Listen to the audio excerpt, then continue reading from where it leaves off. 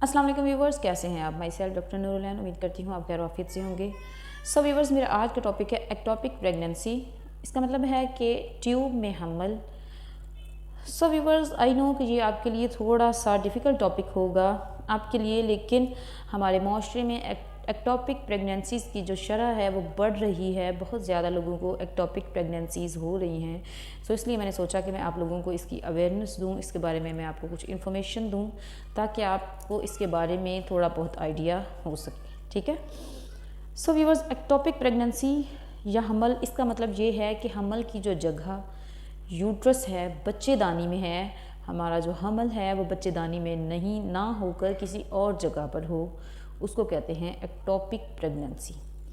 Ectopic pregnancy जो है ये कहीं भी हो सकती है, बच्चेदानी के अलावा ये पेट के किसी और हिस्से में भी हो सकती है, ये आपके फ्लूपियन ट्यूब में हो सकती है, ये आपकी सर्विक्स में हो सकती है, या फिर ये आपके अंडेदानियों में भी हो सकती है। सो ओवरऑल आपकी जो प्रेगनेंसी है वो यूट्रस के अलावा कहीं और पाई जाए तो उसको आप कहेंगे एक्टोपिक प्रेगनेंसी। और ये प्रेगनेंसी किसी भी सूरत में नॉर्मल नहीं होगी, और ऐसा बिल्कुल भी नहीं होगा कि ये प्रेगनेंसी किसी भी सूरत में सेव हो और ये एंड तक एक सेहतमंद बच्चा पैदा कर सके। ये प्रेगनेंसी में ऐसा कुछ भी नहीं होगा।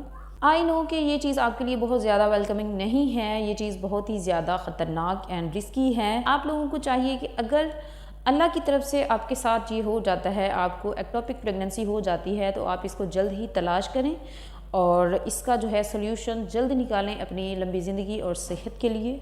ये इस हद तक ख़तरनाक है कि अगर आपको इसका लेट पता लगे तो ये आपकी बॉडी के जिस भी हिस्से में होगी, अगर ये आपकी फ्लूपियन ट्यूब में है या सर्विक्स में है, जिस भी हिस्से में है, तो ये आफ्टर सम वीक्स ये फट सकती है। इसलिए मैंने ये इसका जो है एक्टोपिक प्रेगनेंसी की अवेयरनेस का सेशन रखा है ताकि आप लोगों को इसके बारे में थोड़ा बहुत आइडिया हो कि अगर आपको प्रेगनेंसी हो गई है तो आपको इसका जल्द ही कोई ना कोई हल निकालना है और अपने जो है डॉक्टर के साथ कंसल्ट करना है और जाना है और अपना चेकअप प्रॉपर्ली करवाना है, और इसका जो भी ट्रीटमेंट वो करें आपको वो जल्द ही करवाना है। इसमें टाइम नहीं लेना, इसमें आपकी जान का खतरा हो सकता है। सो व्यूअर्स, एक्टोपिक प्रेगनेंसी जो है ये हर 100 में से 2 फीमेल्स को होती है। मोस्टली आजकल ऐसा हो रहा है, इस मतलब कि अगर 100 औरतें प्रेग्नेंट हैं तो उनमें से 1 या 2 फीमेल्स जो होंगी वो उनको एक्टोपिक प्रेगनेंसी का चांस होता है।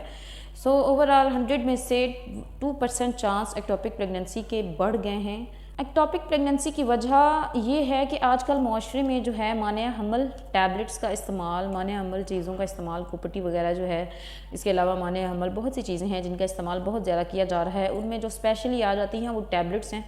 टैबलेट्स जो हैं, एमरजेंसी कॉन्ट्रासेप्टिव पिल्स जो होती हैं, उनका जो इस्तेमाल रेगुलर बेसिस पर किया जाता है, उनकी वजह से एक्टोपिक प्रेगनेंसी होती है। हमारी प्रेगनेंसी जो है वो हमारी वजाइना में, सर्विक्स में या फिर फ्लोपियन ट्यूब में ही ठहर जाती है।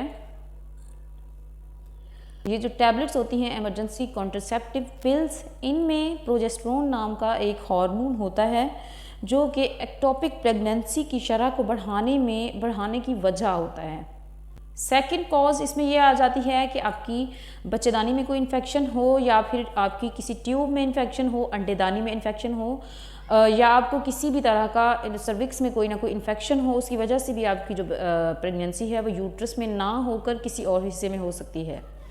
अगर आपको किसी भी किस्म का हिस्सा इन्फेक्शन है, जो इन्फेक्शन आपको होगा वो आपकी ट्यूब्स को डैमेज कर देता है और प्रेगनेंसी आगे आपके यूट्रस तक जा ही नहीं सकती, वो ट्यूब्स में ही रुक जाती है। इस वजह से आपको जो होती है प्रेगनेंसी वो एक्टोपिक हो जाती है। उसके अलावा बहुत सी ख़वातीन जिनको टीबी हो और वो उसका इलाज ना करवाएं प्रॉपरली, तो उनमें भी जो है एक्टोपिक प्रेगनेंसी की शरह ज़्यादा होती है बनिस्बत जो दूसरी फीमेल्स होती हैं उनके।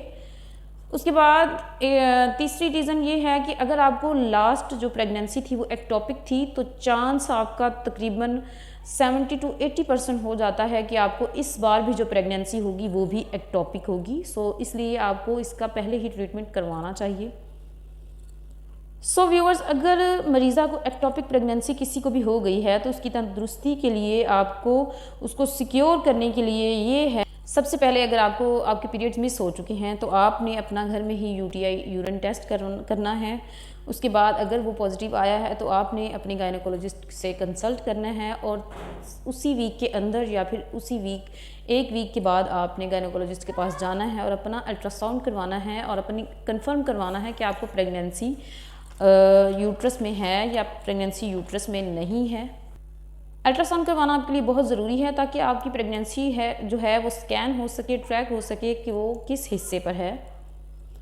अगर यूट्रस में प्रेगनेंसी ज़ाहिर नहीं होती 5 या 6 हफ्तों के दौरान, तो इसके बाद आपको किसी रेडियोलॉजिस्ट के पास जाना है और स्पेशल स्कैन करवाना है होगा ताकि पता चल सके कि ये जो हमल आपको ठहरा है वो किधर है।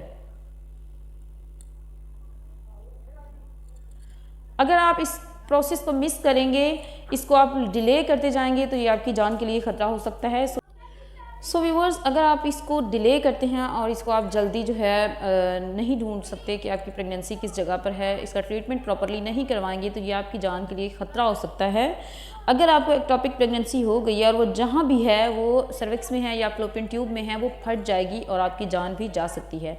तो इसके लिए आपको चाहिए कि आप जैसे ही आपकी डेट डिले हुई है, आप उसी हफ्ते आप अपना यूरिन टेस्ट करें। यूरिन टेस्ट के बाद अगर वो पॉजिटिव आता है तो उसी हफ्ते के अंदर अपनी डॉक्टर से रुजू करें और स्कैन करवाएं कि आपकी प्रेगनेंसी एग्जैक्टली कहाँ है। अगर वो यूट्रस में नहीं मिलती तो आपको रेडियोलॉजिस्ट के पास जाकर बड़ा स्कैन करवाना होगा, उससे पता लग जाएगा कि आपकी प्रेगनेंसी कहाँ है। उसके बाद आपका टेस्ट होता है बीटा HCG, वो उसमें आपको कंफर्म हो जाएगा कि प्रेगनेंसी कितने वीक्स की है और जो भी उसका प्रॉपर ट्रीटमेंट होगा वो आपकी जो गायनो की डॉक्टर होगी वो आपको कंसल्ट कर देगी।